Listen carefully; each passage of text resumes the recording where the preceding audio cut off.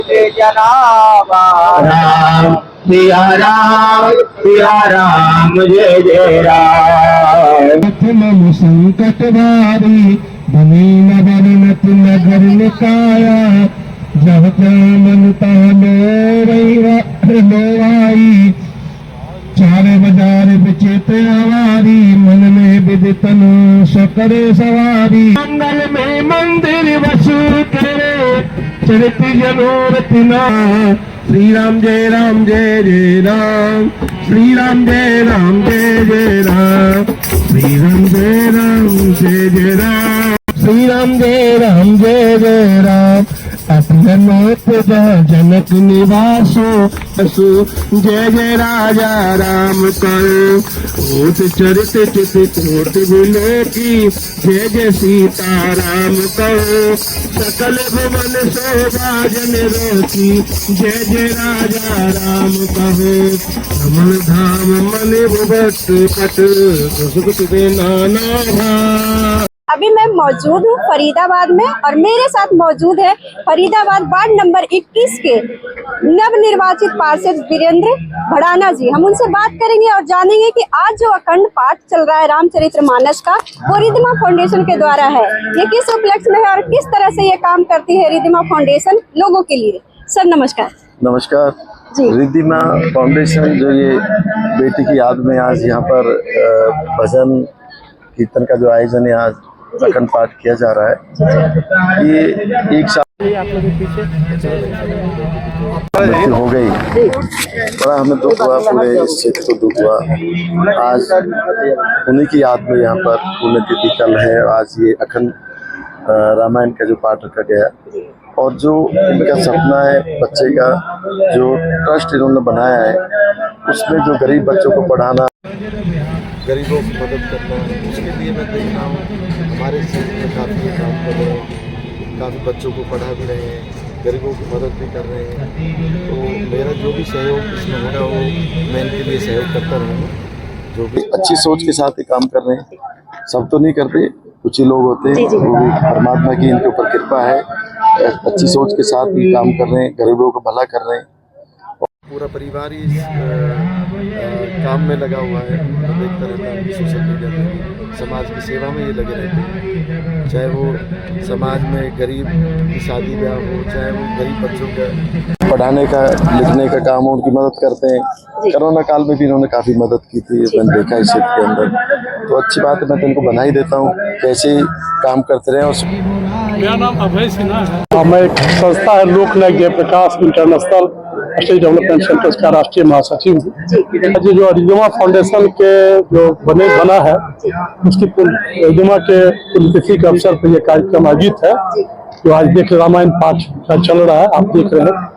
और सबसे बड़ी बात है कि रिद्धिमा फाउंडेशन के पिछले कई 2 सालों से लगातार कार्यक्रम हो रहे हैं और मूल तत्व ये है, इसकी मुख्य जो उद्देश्य ये है कि जो गरीब महिलाएं हैं या जो छात्राएं हैं उसको उसके शिक्षा के लिए जो ये संस्था कर रही है काम, और खास करके MSME के क्षेत्र में जो महिला उद्योग लाना चाहती है, व्यापार करना चाहते हैं लोग, या आज के नौजवान पीढ़ी है वो चाहता है व्यापार करने के लिए, तो उसके लिए रिद्धिमा फाउंडेशन जो है लगातार पिछले साल से सक्रिय है और 2-4 कार्यक्रम हमारे संस्था के साथ मिलकर हो चुका। अभी हमने दयाल नगर में कार्यक्रम किया था और मैं ऐसा समझता हूँ कि रिद्धिमा फाउंडेशन का जो ये कार्य है बहुत ही सराहनीय है, क्योंकि समाज के जो अंतिम पायदान के लोग हैं तो उनको चूँकि इनका कार्यक्रम बराबर चलते रहता है, जो गरीब महिला उनको खाना खिलाना और हर जगह जब भी कोई बात सिलाई कढ़ाई है जो आज रोजी रोजगार सबसे बड़ी जरूरत है, और आज के जो सबसे बहुत बड़ी जरूरत है जो बेरोजगारी है देश में, तो इसके लिए रिद्धिमा फाउंडेशन लगातार सक्रिय काम कर रही है। इसलिए हम इसका समर्थन करते हैं और चाहते हैं कि समाज के मुख्य धारा से लोग जुड़े। धर्मेंद्र गुप्ता नाम है, C3345 में अपना निवास। रिद्धिमा फाउंडेशन ट्रस्ट के द्वारा जो आज रामचरितमानस का पाठ हो रहा है, रिद्धिमा फाउंडेशन ट्रस्ट किस तरह से काम करती है और किन लोगों के बीच जाके अपना उद्देश्य को समझाती है? जी, जैसे अभी हम जो रिद्धिमा ट्रस्ट के बारे में जान रहे हैं कि ये लोग अब जैसे इनकी बेटी थी रजनी श्रीवास्तव जी की, और इनका एक्सीडेंट में दुर्भाग्यवश इनकी मृत्यु हो गई थी, तो उनकी पुण्यतिथि है कल। तो उसी के सिलसिले में ये रिधिमा फाउंडेशन इन्होंने बनाया है, जिसमें नशा मुक्ति केंद्र है और महिलाओं के सशक्तिकरण के लिए कई सारे काम किए जा रहे हैं, जैसे उनको निशुल्क शिक्षा देना, हाँ, उनको रोजगार देना, तो इस तरह के कई सारे कार्यक्रम, सिलाई मशीन वितरण, ये सब इनकी संस्था कर रही है। तो आज ये जो अखंड रामायण पाठ बैठा है, ये इसी उपलक्ष्य में रजनी जी ने करवाया है। मेरा नाम राजेंद्र धीमान है और मेरा यहाँ पर प्रॉपर्टी का काम है, और बाकी मैं धर्मेंद्र जी के साथ जो भी इनके कार्यक्रम होते हैं उनमें जाता रहता हूँ, और रजनी श्रीवास्तव जी जब भी बुलाते हैं, जो भी इनके कार्यक्रम होते हैं उनमें भी पहुँचता हूँ।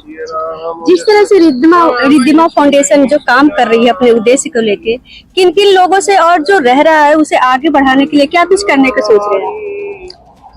देखिए, मैं ज्यादा तो मैं कह नहीं सकता, लेकिन मैं इतना कहता हूँ कि ये जो भी काम करते हैं उनके साथ हम रहते हैं, और ज्यादातर ये गरीबों के लिए काम कर रहे हैं, जो भी उनको पढ़ाई का कुछ चाहिए खर्चा वो भी सब करते हैं, और सिलाई मशीन भी इन्होंने वितरण की है और करते रहते हैं। महिला सशक्तिकरण का काम करते हैं, किसी महिला को कोई प्रॉब्लम है, कोई दिक्कत है, तो वहाँ उनके साथ खड़े होते हैं, उनका जो भी उनकी प्रॉब्लम है उनको दूर करते हैं। जिस तरह से रिद्धिमा फाउंडेशन काम कर रही है, वो नीडेड जरूरतमंद लोगों के लिए, जिनके समाज में कोई हाँ, जिनके साथ कोई नहीं खड़ा होता, वहाँ रिद्धिमा फाउंडेशन खड़ा होता है। नमस्कार, मैं हूं प्रियंका और आप देख रहे हैं उज्जवल इंडिया न्यूज ब्लॉग। अभी मैं मौजूद हूं फरीदाबाद में, जहां की रिद्धिमा फाउंडेशन के अध्यक्ष हैं, जो रामचरितमानस का पाठ करवा रही हैं। हम उनसे बात करेंगे और जानेंगे कि जो फाउंडेशन ये चला रही है उसका उद्देश्य क्या है और किस तरह से ये लोगों के लिए काम करती है। मैडम, स्वागत है हमारे चैनल में। हाँ, मैं रजनी श्रीवास्तव रिद्धिमा फाउंडेशन के अध्यक्ष हूँ। मैं जो रिद्धिमा फाउंडेशन ट्रस्ट इसलिए बनाया है कि एजुकेशन से संबंधित है, हेल्थ से संबंधित है। जो गरीब महिलाएं आज पीड़ित हैं, दलितों के लिए ये फाउंडेशन हमारी काम कर रही है। इन गरीब महिलाओं को रोजगार नहीं मिल रहा है, मैंने रोजगार के लिए जागरूकता का काम किया है, और ये अभय सिन्हा जी हैं, जिनके तहत मिलकर हम लोगों ने MSME लोन के लिए प्रयास किया है। और सबसे बड़ा उद्देश्य है जो महिलाओं के खिलाफ जो भी ये हो रही है, उसके लिए किसी भी तरह की आवाज हम लोग उठाते हैं, उनके साथ जाते हैं, चाहे वो डोमेस्टिक वायलेंस हो, चाहे हमारी देश की बच्चियों के साथ जो दुर्व्यवहार हो रहा है, उसके लिए मैं हमारे फाउंडेशन हमेशा खड़ा रहती है। और ये जो छोटी छोटी बच्चियां देख रही हैं, ये लोग अपनी मेंटल हेल्थ के लिए वर्कशॉप चलाती है कॉलेज में, स्कूल में, और मेंटल हेल्थ में हमारी बेटी से मैं खुद इंस्पायर हूँ।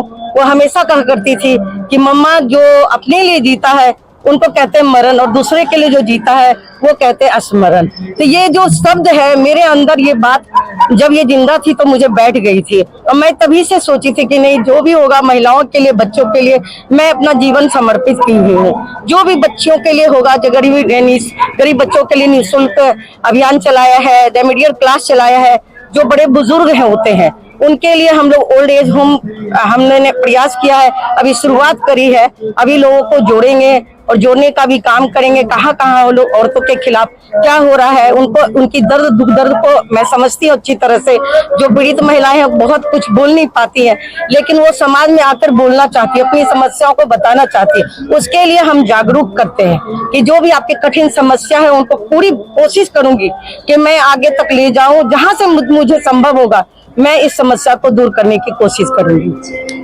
समाज में ऐसे लोगों की बहुत जरूरत है जो आप कर रही हैं। क्या कुछ ऐसा मैसेज रहेगा जो आगे चल के और भी लोग आपसे जुड़े और ऐसे हर जगह ये प्रोग्राम करें और लोगों की मदद करें? मैं अभी झारखंड में जो आदिवासी महिलाएं हैं उनके बीच काम किया है। लखनऊ में एक ऑफिस खोला है, गरीब महिलाओं के लिए खोला है, जहाँ काफी गरीब बच्चे जो हैं जिनकी फी नहीं जाती है। हम लोगों ने सोचा कि जो हमारी संस्था है, जहाँ तक हो सकेगा, जहाँ तक हमारी प्रयास रहेगी कि निःशुल्क शिक्षा मिले बच्चों को, और जो भी हो रिद्धिमा फाउंडेशन के तहत कोई भी, मैं पूरे महिलाओं को मतलब ये संदेश देना चाहती हूँ कि आप लोग भी इस फाउंडेशन से जुड़िए, और हम लोग से जो भी व्यवस्था होगी, चाहे वो शिक्षा के क्षेत्र में हो, आर्थिक क्षेत्र से जो महिलाओं को स्वावलंबन बनाया जाता है, उसके लिए भी हमारी प्रयास जारी है। और मैं खुशनसीब हूँ कि मेरे बड़े भाई साहब हैं अभय कुमार सिन्हा जी, उनका समर्थन है मेरे पास, और मैं इनके साथ आगे दूर तक जो भी सहयोग होगा हम इनका भी देंगे, और ये भी मुझे कर रहे हैं। मैडम जितनी दिनों से ये संस्था चला रही है आप, किस तरह का रिस्पांस मिल रहा है और कितने लोग जुड़ पाए हैं?